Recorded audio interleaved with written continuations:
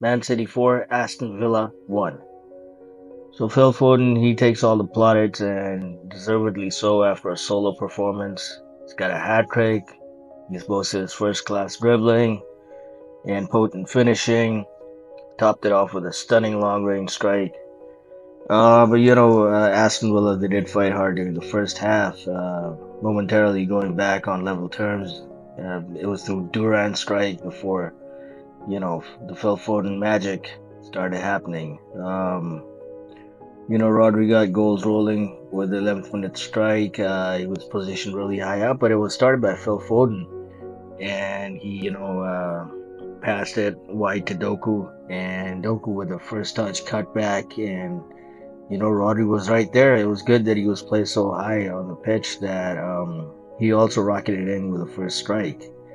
So, but then again, the rest of the match was all about Phil Foden. He shined in the absence of Erling Haaland and Kevin De Bruyne.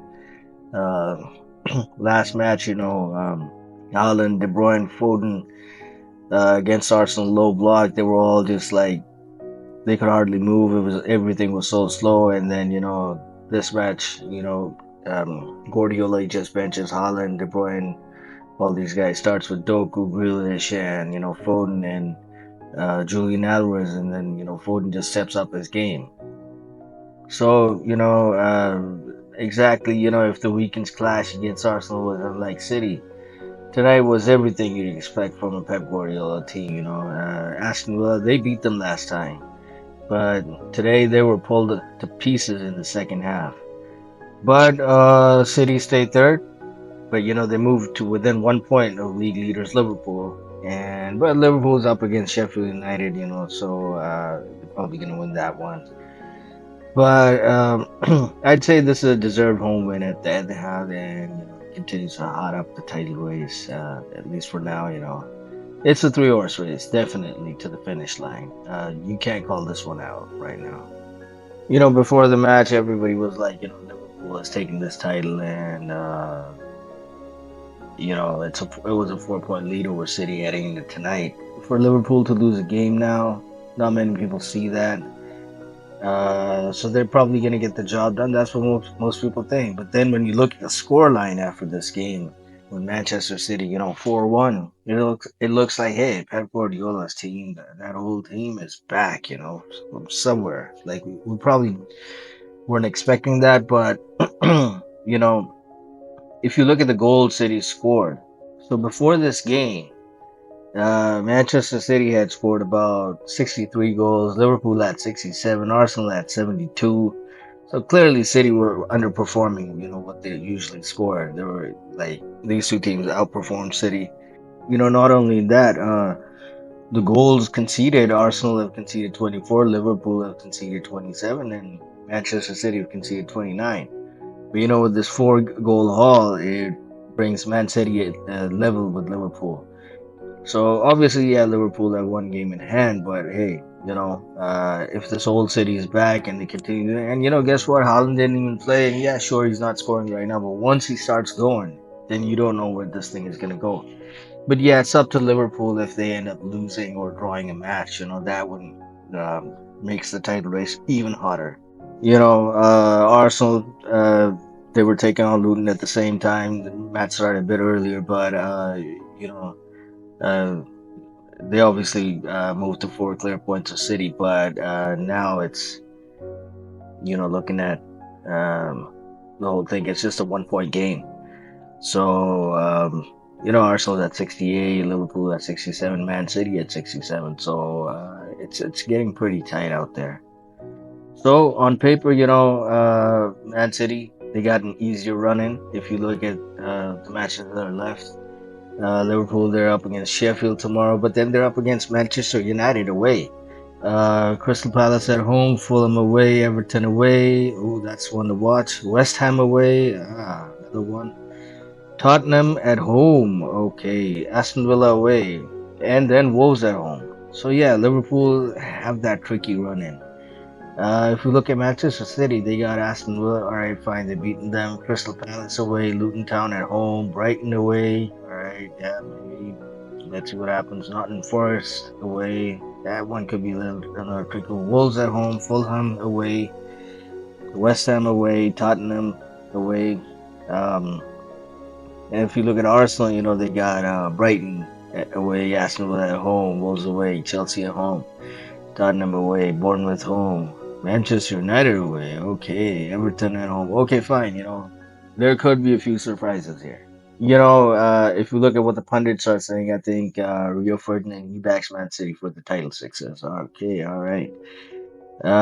He was at that they had tonight, and speaking pre-match, he said, "I think on paper, Man City have the easier run, and I think the experience will play a big part." Exactly. So Man City have the experience of winning titles, a lot of them, and so that's gonna count towards these last games.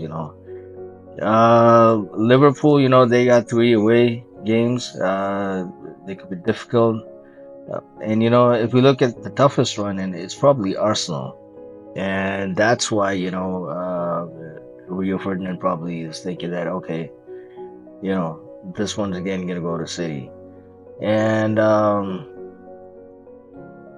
oh, but then he said something really, that'll get the fans rolling here. He said that he would take Arsenal winning it over Liverpool and Man City.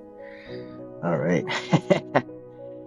So, well, it was supposed to be a big night for Julian Alvarez, but he had a chance to make a huge impact on the title race, especially when he was playing in place of Haaland. Uh, but he scored about 8 Premier League goals in 28 appearances this season, but he's never scored against Aston Villa, and that's the whole thing. He couldn't score against Villa, so but he had a chance to change that tonight. But okay, fine.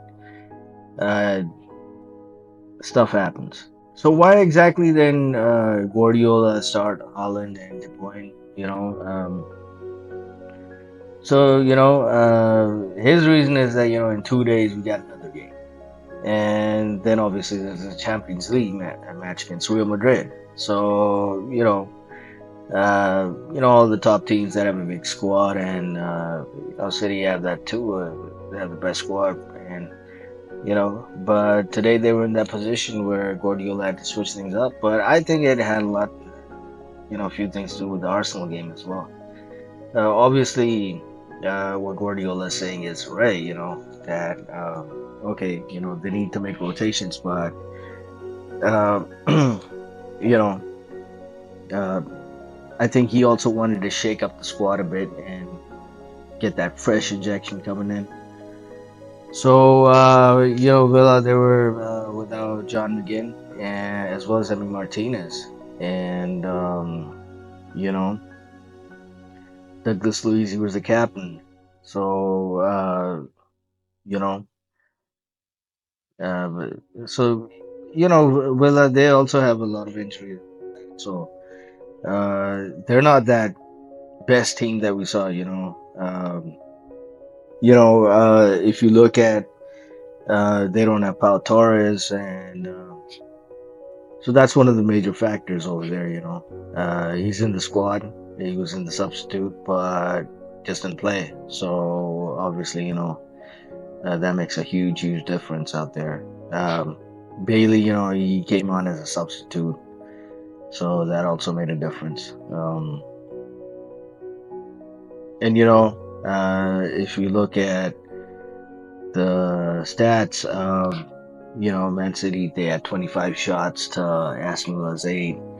11 on target to Aston Villa's 3, 68% possession. Well, the possession went down as compared to Arsenal, but then again, it was Arsenal's low block that allowed City way more possession. And Aston Villa, though, they defended in a 5-3-2, and City attacked in a 3-2-5. Well, they probably wanted to nullify it, but it didn't make any difference, Phil Foden, the magician, he did his thing.